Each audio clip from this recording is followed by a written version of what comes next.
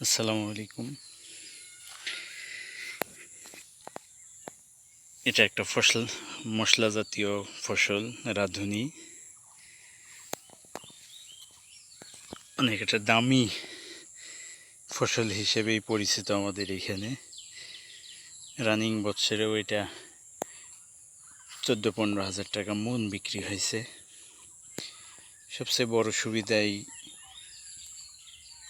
ফসলটার ক্ষেত্রে যেটা double relay হিসেবে করা যায়।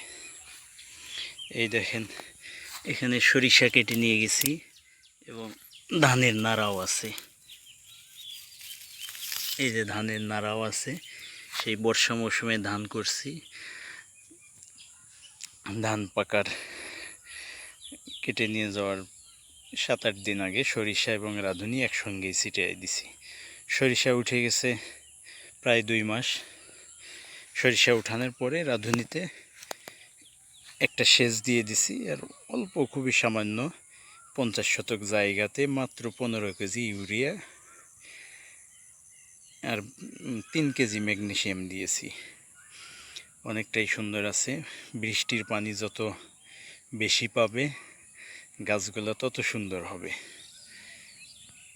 সবচেয়ে বড় বৈশিষ্ট্য হলো এটা বাড়ির আশেপাশে যেখানে মুরগির সমস্যা, এটা মুরগি এই গাছটাতে মুরগিও খায় না, ছাগলেও খায় না। এবং ছায়াযুক্ত জায়গাগুলা জমির ওই লাস্টের দিকে দেখা যাইতেছে অনেক বড় বড় গাছ, ওইদিকে গাছপালা আছে, গাছপালার নিচে ছায়াযুক্ত। কিন্তু এই জায়গাগুলোই অনেক সুন্দর হয়েছে, ছায়ার ভিতরে ওটা হয়, কোনো সমস্যা নেই। আর এই সব কিছুই হয়েছে বজলু ভাই, ওনার আন্তরিক সহযোগিতায় এই সব কিছুই আমাদের জন্য খুব সহজ হয়ে গেছে। ওনার সাথে পরামর্শ করেই এই ডাবল রিলে রাঁধুনিটা আমরা করছি।